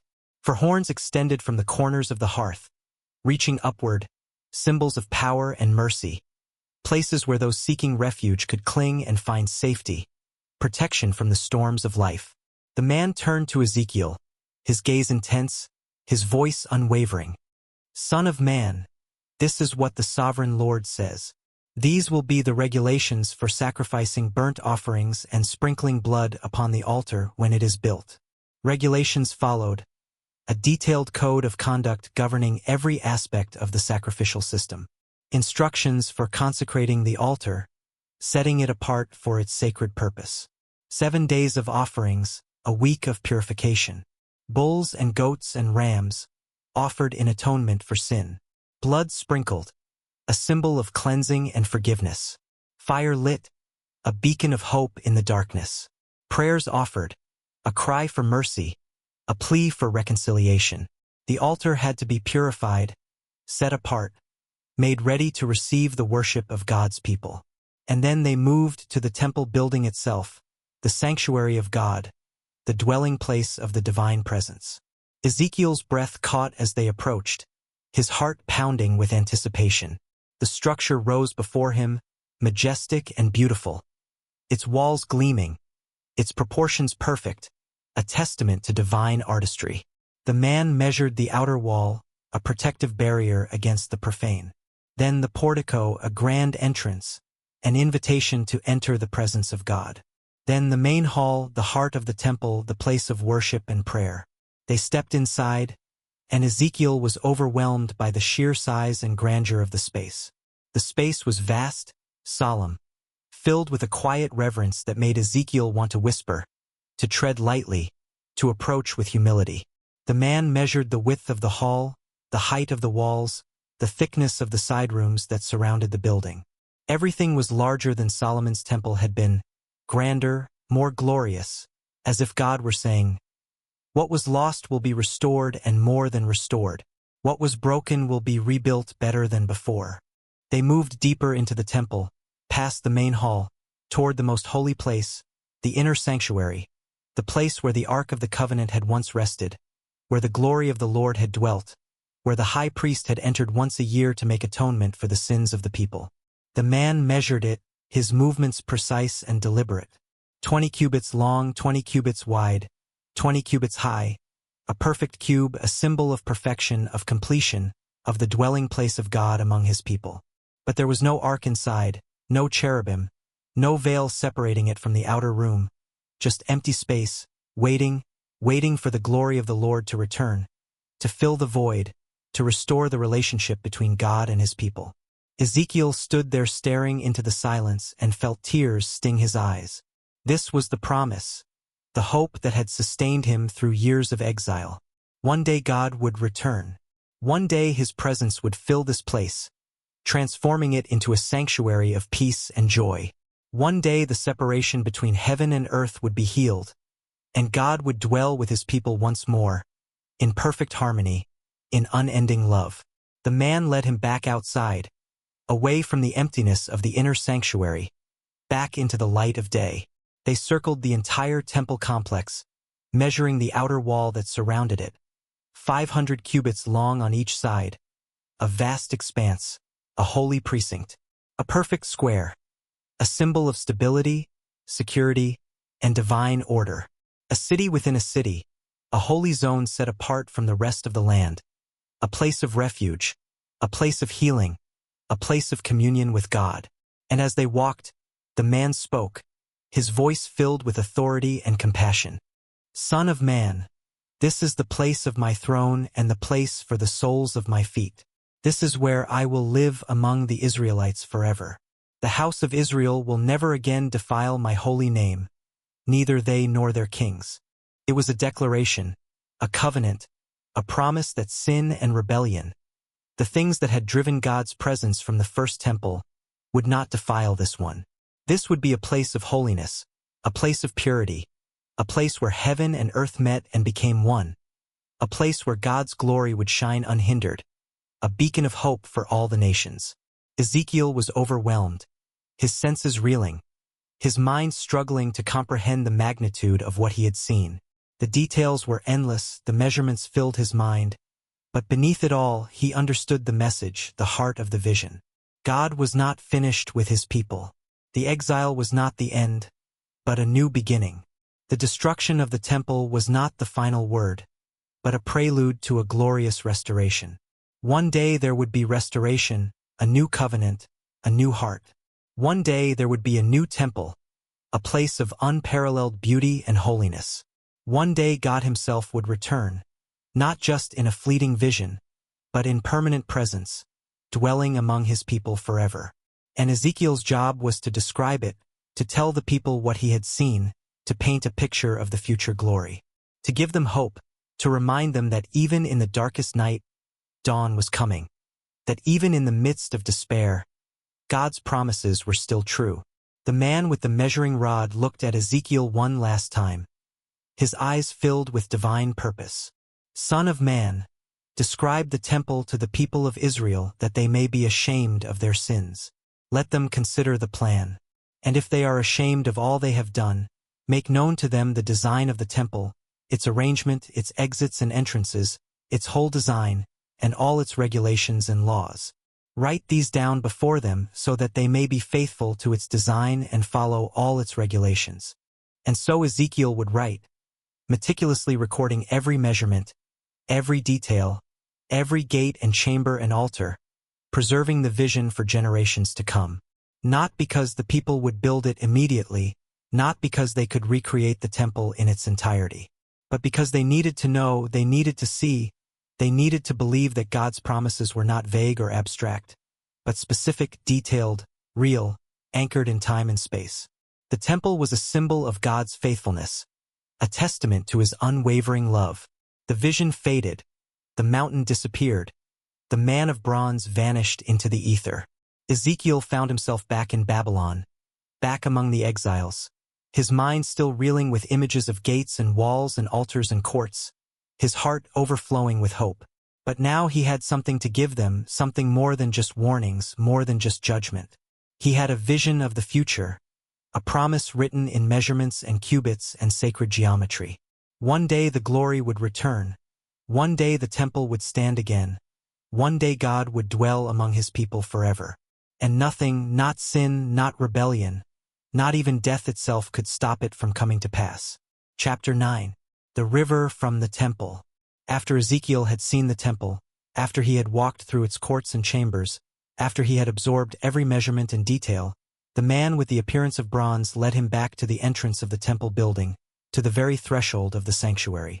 And there Ezekiel saw something he had not noticed before, something that would transform his understanding of God's redemptive plan. Water trickling out from under the threshold of the temple, flowing eastward from beneath the south side of the building, south of the altar, a hidden source, a life-giving stream. It was just a small stream at first, so small that Ezekiel might have stepped over it without thinking, just a trickle barely visible, seeping out from the foundation and running across the pavement, an unassuming beginning. But there was something about it, something alive, something that drew his attention and would not let go, a subtle energy, a quiet power. The man led him out through the north gate and around to the east side where the water was flowing, directing his attention to the source of the river. And there the man did something unusual, something that seemed both precise and symbolic. He took out his measuring line and measured off 1,000 cubits, roughly 1,500 feet, marking a distance, establishing a point of reference. Then he told Ezekiel to walk through the water, to experience its life-giving properties. Ezekiel stepped into the stream, his feet sinking slightly into the muddy bed. The water came up to his ankles, cool, refreshing, clear, a welcome relief from the oppressive heat. He could feel it flowing around his feet, gentle but persistent, moving with purpose, a subtle current pulling him forward. The water was not stagnant, but vibrant and alive. The man measured another 1,000 cubits and told Ezekiel to cross again, repeating the process, deepening the experience. This time the water came up to his knees, the sensation more intense, the current stronger. Ezekiel could feel it pulling at his legs, tugging him gently eastward, guiding him towards an unknown destination. Another 1,000 cubits, another crossing, each step taking him further into the heart of the vision. Now the water was up to his waist, the current a force to be reckoned with. Ezekiel had to brace himself against the current, dig his heels into the riverbed. The stream had become a river, deep and powerful, and he could feel the strength of it, the life in it, flowing outward from the temple with unstoppable force, carrying him along in its relentless flow. The man measured off another 1,000 cubits, marking the final stage of the journey. But this time, when Ezekiel looked at the water, he knew he could not cross. It was too deep, too wide, the current too strong. The trickle that had started beneath the temple threshold had become a river so vast that no man could wade through it, a torrent of divine life, a force of nature that defied human control, a river that could only be crossed by swimming, surrendering to its power, trusting in its flow. Ezekiel stood on the bank, staring at the water in amazement, his heart filled with awe and wonder. How had this happened? Where was all this water coming from? There were no springs on this mountain, no tributaries feeding into this stream, no natural explanation for this miraculous phenomenon. And yet here it was, growing deeper and wider with every step, flowing out from the presence of God with a power and abundance that defied explanation. A testament to divine creativity, a symbol of boundless grace. The man turned to him, his eyes filled with wisdom and compassion. "Son of man, do you see this?" Ezekiel nodded, unable to speak, his voice caught in his throat, overwhelmed by the majesty of the vision. The man led him back along the bank of the river, retracing their steps, providing a different perspective. And as they walked, Ezekiel saw something even more astonishing. something that transformed the barren landscape into a paradise of life. Trees, hundreds of them lining both sides of the river, stretching as far as the eye could see, a verdant canopy, a living testament to God's power. They were tall and lush, their branches heavy with leaves, their roots reaching down into the water, drawing life from the stream, thriving in the presence of the divine. But these were not ordinary trees, not the familiar flora of the region. These were something extraordinary, something miraculous. Fruit trees of all kinds will grow on both banks of the river, the man explained. Their leaves will not wither, nor will their fruit fail. Every month they will bear fruit because the water from the sanctuary flows to them. Their fruit will serve for food and their leaves for healing.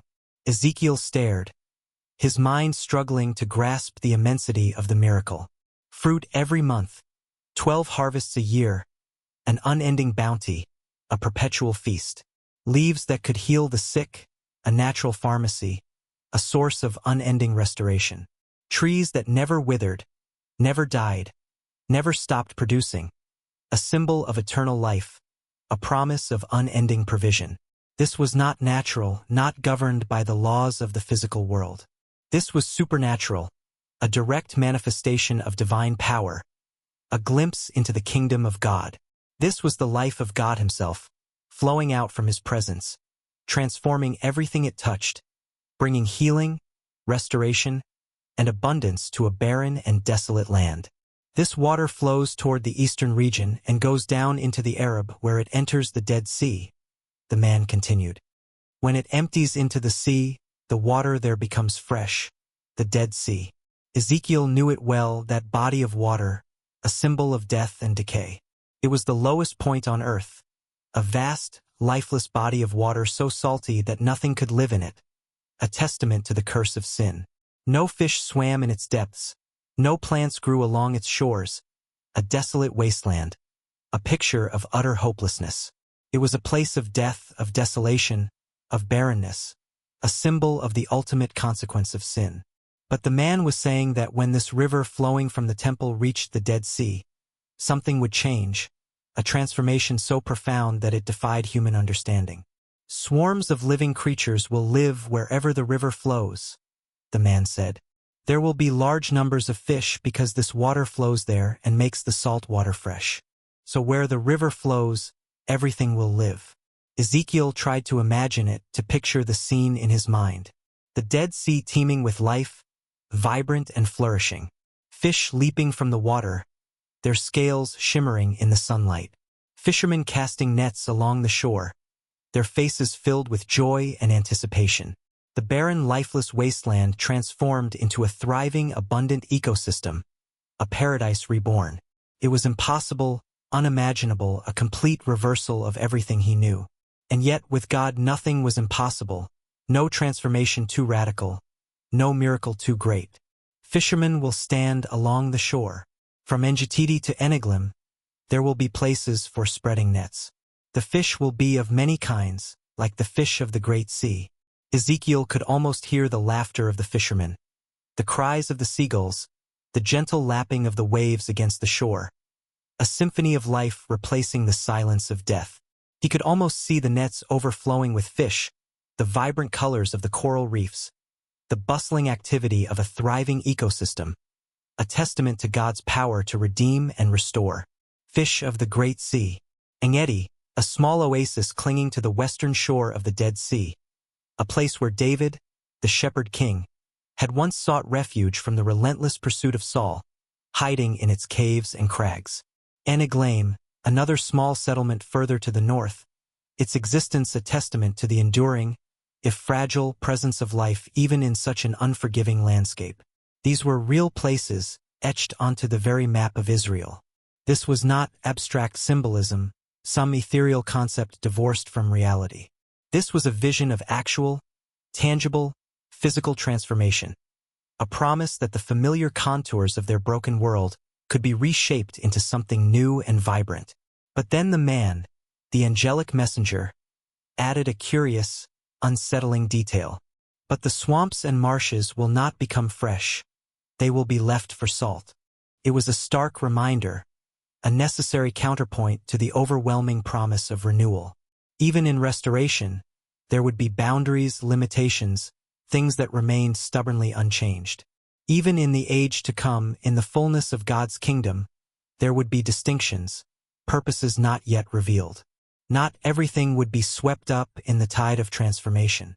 Some things would remain as they were, set apart for a different purpose, a reason known only to the divine. Ezekiel walked along the riverbank, the cool, revitalizing water swirling around his ankles, his mind spinning with the implications of the vision. This was more than just a simple dream of water and trees, a pastoral fantasy.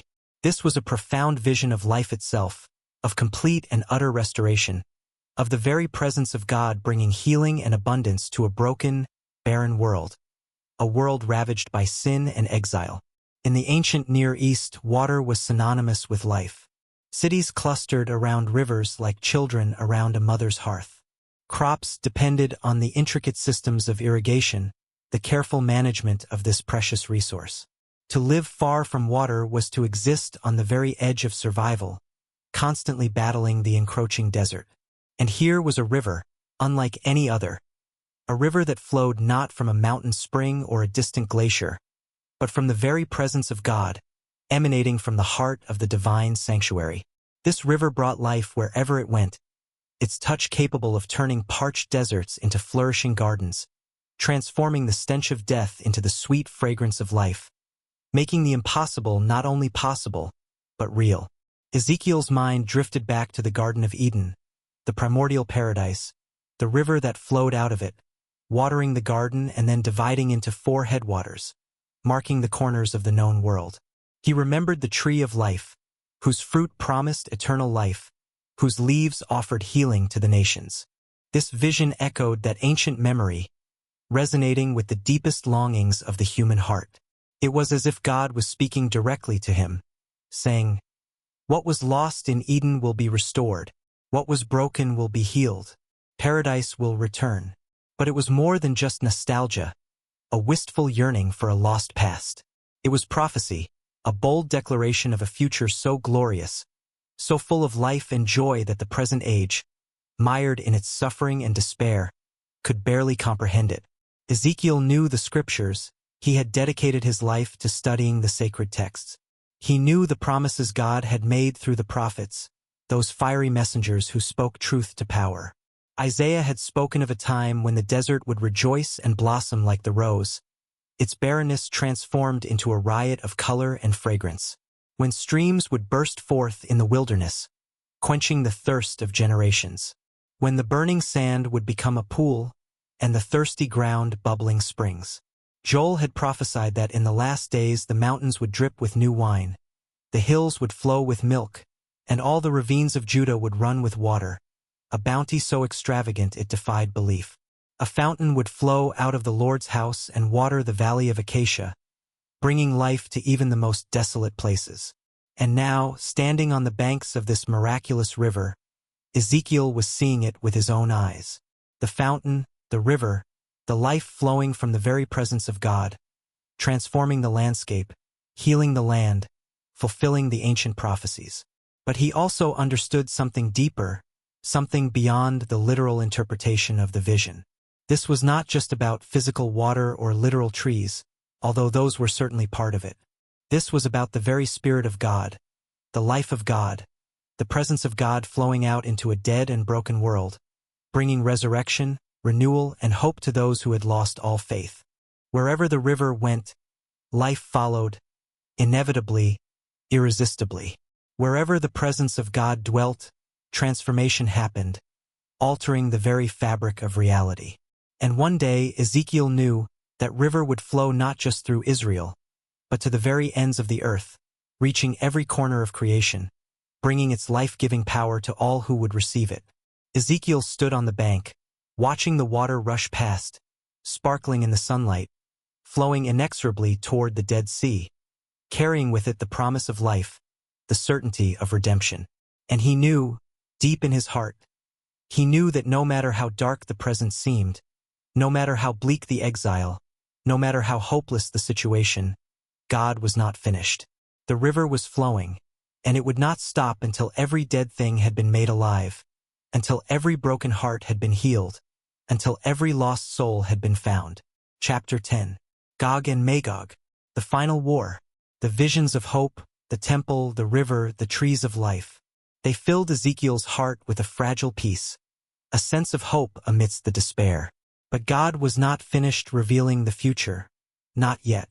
There was one more vision to come, a vision that would test his faith to its very core.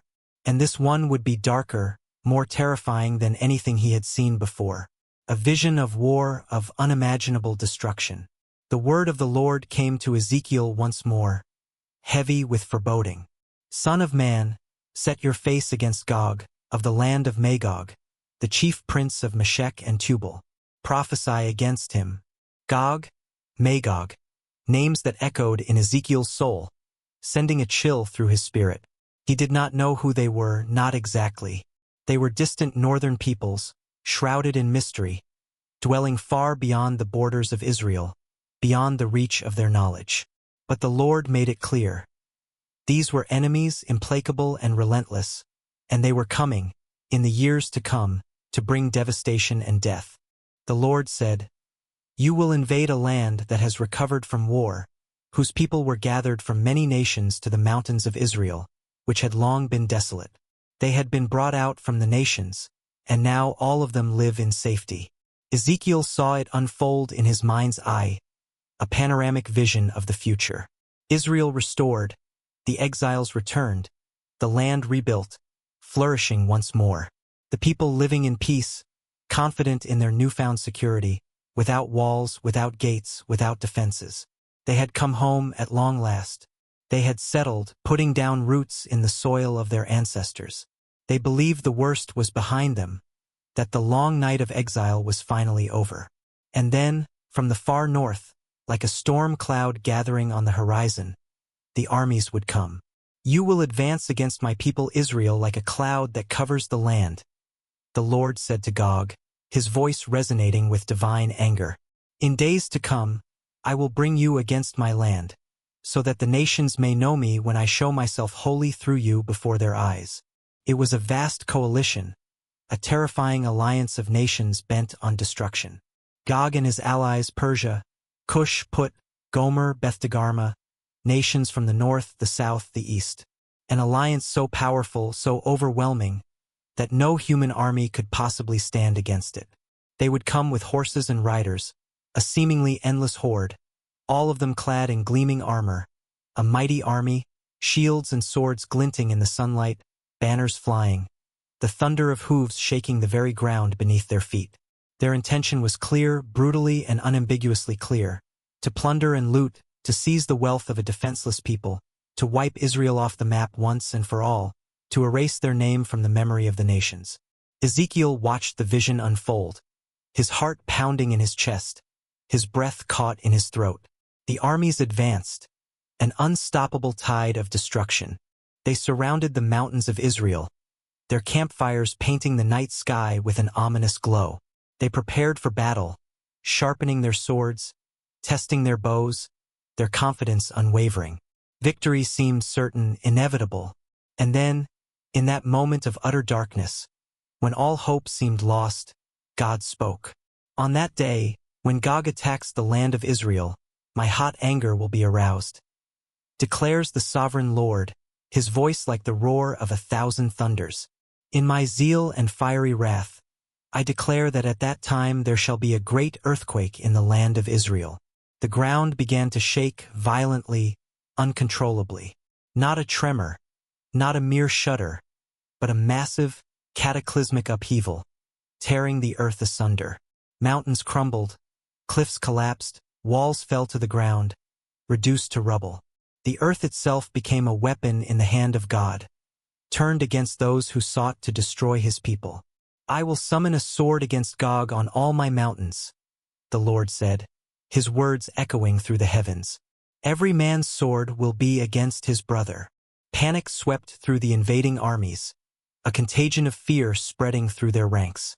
In the chaos and confusion, they turned on each other, blinded by terror. Friend struck down friend, ally fought ally, a gruesome spectacle of fratricide and destruction. The coalition that had seemed so unified, so invincible only moments before, descended into chaos and bloodshed, tearing itself apart from within. But God was not finished, not yet. "I will execute judgment upon him with plague and bloodshed," he declared, his voice filled with righteous indignation. "I will pour down torrents of rain, hailstones, and burning sulfur on him and on his troops and on the many nations with him." The sky darkened, the sun blotted out by gathering storm clouds. Rain fell in blinding sheets, turning the battlefield into a muddy quagmire. Hailstones, massive and deadly, crashed down from the heavens, crushing men and horses alike, leaving a trail of devastation in their wake. And then came fire, burning sulfur, falling like rain, setting the earth ablaze, consuming everything in its path. It was like the destruction of Sodom and Gomorrah, but on a scale beyond human comprehension, a display of divine power so terrifying it defied description.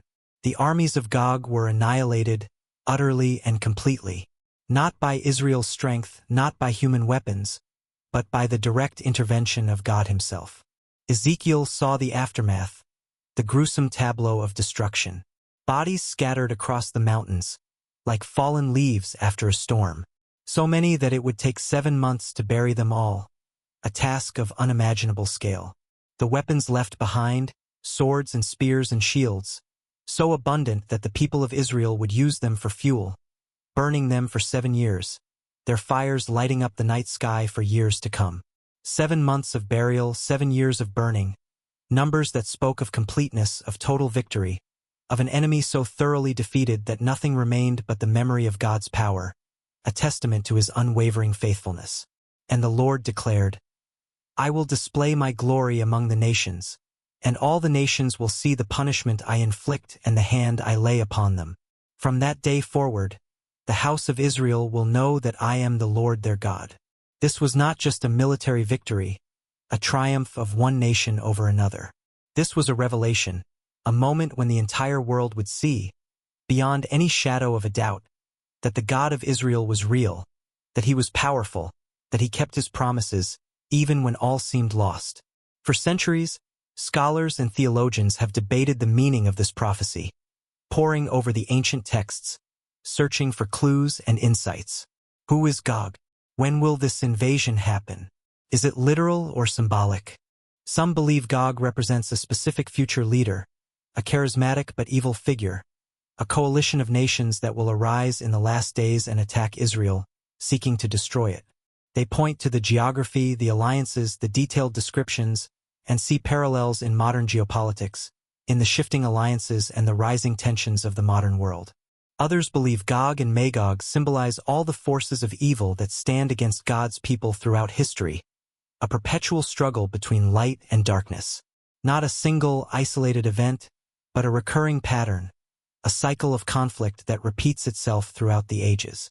The enemies may change, their faces and their names may differ, but the underlying motivation remains the same: a hatred for God and a desire to destroy his people. But the outcome is always the same, no matter how daunting the odds, no matter how powerful the enemy. God defends his own, protecting them with his unwavering love and his boundless power. But whether literal or symbolic, the message of the prophecy is clear, undeniable, and eternally relevant. There will come a time, in every generation, when the enemies of God gather for one final assault, seeking to extinguish the light of faith and plunge the world into darkness. When it seems like darkness will triumph, when the people of God are surrounded, outnumbered, defenseless, facing certain destruction. And in that moment, when all hope seems lost, God will act. Not with negotiations, not with compromise, not with appeasement, but with power, with judgment, with finality. The vision was terrifying, no doubt, but it was also profoundly comforting, because it meant that no matter how powerful the enemy, no matter how overwhelming the odds, God would always have the final word. His love would ultimately triumph over hate. His light would banish the darkness, and his kingdom would endure forever. Ezekiel trembled as the vision faded, leaving him shaken but strangely at peace. He had seen the end, the final war, the last great conflict between good and evil. And he knew how it would end, not with the triumph of evil, but with the glory of God revealed to all nations, undeniable and eternal. Chapter 11. The Legacy of Ezekiel. Ezekiel lived the rest of his life among the exiles in Babylon, a prophet without honor in his own land. He never returned to Jerusalem, never saw the temple rebuilt in his lifetime. He died far from home, in a foreign land, still waiting for the promises of God to be fulfilled, his heart filled with longing for his beloved homeland. Tradition says he was martyred, killed by the leaders of the exiles because his prophecies were too hard, too convicting, too relentless, a constant reminder of their own sin and rebellion. They buried him somewhere near the Euphrates River, in the land of his captivity. And for thousands of years, pilgrims have visited the site, a small, unassuming tomb in what is now Iraq, honoring the prophet who saw what no one else could see, who dared to speak truth to power, even in the face of death. But Ezekiel's legacy did not die with him. His visions lived on, etched into the collective memory of his people. The Jewish people treasured his writings, copying them with meticulous care, studying them with fervent devotion, debating their meaning with passionate intensity.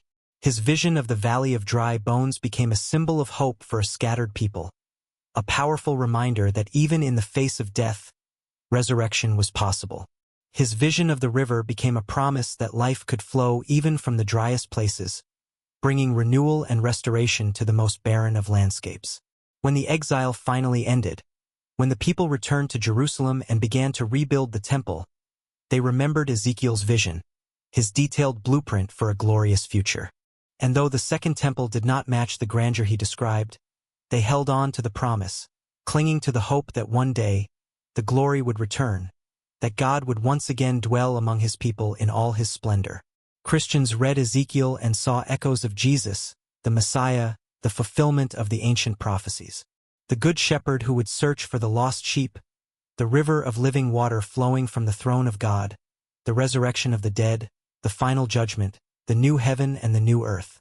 In the book of Revelation, the Apostle John saw visions that mirrored Ezekiel's, the 4 living creatures around the throne, the river flowing from the temple, the trees whose leaves were for the healing of the nations. Even Gog and Magog appeared again, gathered for one last battle before the end, a final showdown between good and evil. Muslims revere Ezekiel as a prophet, a man of God chosen to deliver his message to the world. In Islamic tradition, he is known as Tul-Kifl, the man of the double portion, honored for his patience and his faithfulness in delivering God's message, even when it was unpopular or unwelcome. Artists throughout history have tried to capture his visions, to translate the ethereal into the tangible, creating paintings of the wheel within a wheel, sculptures of the 4 living creatures, stained glass windows depicting the Valley of Dry Bones. And in modern times, some have looked at Ezekiel's visions and wondered, could he have seen something beyond the spiritual, something that defied easy explanation? The descriptions are so precise, so detailed, the wheel within a wheel, the eyes all around, the ability to move in any direction without turning. To some, it sounds like technology, like spacecraft, like visitors from another world, glimpses of a reality beyond our current understanding. Books have been written, documentaries made, theories proposed, exploring the possibility that Ezekiel's visions were more than just religious experiences. But whether one interprets Ezekiel literally or symbolically, spiritually or scientifically, one thing remains constant, undeniable, and profoundly important. He saw something real, something that changed him, something that gave him the courage to speak truth to a rebellious people year after year, even when no one listened, even when it cost him everything. The core message of Ezekiel's visions is timeless, transcending the boundaries of culture and religion. God is not distant, aloof, uncaring.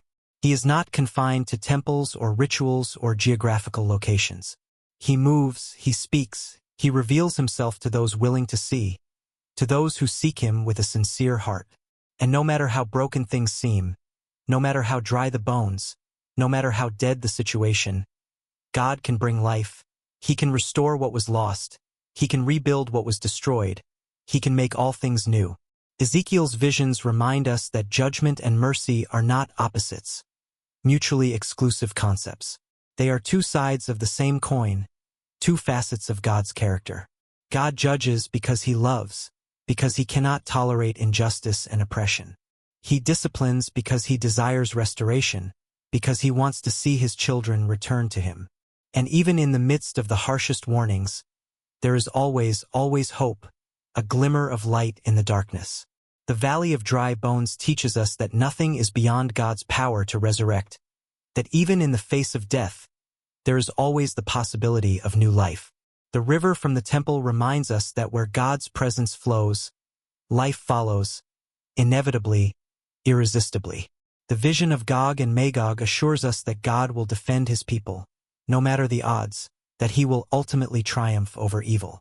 And the wheels, those strange, beautiful, terrifying wheels, tell us that God is always moving, always watching, always present, never limited by our understanding or our expectations. Ezekiel's tomb may lie in a distant land, but his words are still alive, echoing through the centuries, still speaking to our hearts, still calling people to see beyond the surface, to look deeper, to believe that the God who opened the heavens once can open them again, that the God who performed miracles in the past can perform them again today. To anyone who feels exiled, far from home, cut off from what they love, Ezekiel whispers, God has not forgotten you. He is with you even here, even now. You are not alone. To anyone who feels spiritually dead, dried up, hopeless, the Valley of Bones declares, God can breathe life into you again. Stand up, live. There is still hope. To anyone who longs for justice, who wonders if God sees the evil in the world, Gog and Magog promise, he sees, and he will act in his time, in his way. Ezekiel, the priest who became a prophet, the exile who became a watchman, the man who saw the glory of God and was never the same, left behind a gift, a vision, a promise, a reminder that heaven is not as far away as we think, that God is closer than we imagine. And perhaps, if we quiet our hearts, if we open our eyes, if we listen carefully, we too might see the wheels turning, the river flowing, the breath of God moving across the dry places of our lives. For the God of Ezekiel is still the God of today, and he is still speaking, still revealing himself to those who seek him. And so our journey through the visions of Ezekiel comes to a close. We have walked with the prophet by the Kebar River, watching as the heavens opened and the glory of the Lord descended, a spectacle of awe-inspiring power and beauty. We have seen the wheels within wheels, the creatures with four faces, the throne blazing with fire and light, images that defy easy description. We have stood in the Valley of Dry Bones, hearing the rattling as death gave way to life, witnessing a miracle of resurrection. We have tasted the scroll, sweet as honey, carrying words of both judgment and hope, a message both comforting and challenging. We have toured the temple that does not yet exist, measured its gates, walked its courts, and waited for the glory to return, longing for the day when God will once again dwell among his people. We have followed the river as it flowed from the threshold, growing deeper with every step, bringing life to the Dead Sea and fruit to the barren land, a symbol of God's unwavering faithfulness. And we have watched as the armies of Gog gathered, only to fall before the power of the Almighty, a reminder that God's love is stronger than any force in the universe. These were not fantasies, not the product of a fevered imagination. These were the visions God gave to a faithful man, a man who dared to believe in the impossible. Visions meant to comfort the afflicted and afflict the comfortable, to remind us that God is sovereign, that he keeps his promises, and that nothing, absolutely nothing, is impossible for him. So tonight, as you close your eyes, let these images linger in your mind, not to frighten you, but to fill you with wonder, to inspire you with hope, to remind you that the God who rides upon the cherubim, who commands the wheels of heaven, who breathes life into dry bones, is the same God who watches over you tonight, the same God who loves you unconditionally. Rest in his presence, find peace in his embrace, trust in his promises, knowing that he will never abandon you. And know that just as he was with Ezekiel in exile, he is with you now, in whatever challenges you may be facing. May the Lord guard your sleep, protecting you from harm. May his river of peace flow over you, washing away your worries and anxieties. And may you wake tomorrow with the certainty that heaven is near and God has not forgotten his own, that you are loved, cherished, and never alone. Sleep well, and may the visions of Ezekiel remind you, with God all things are possible. Good night.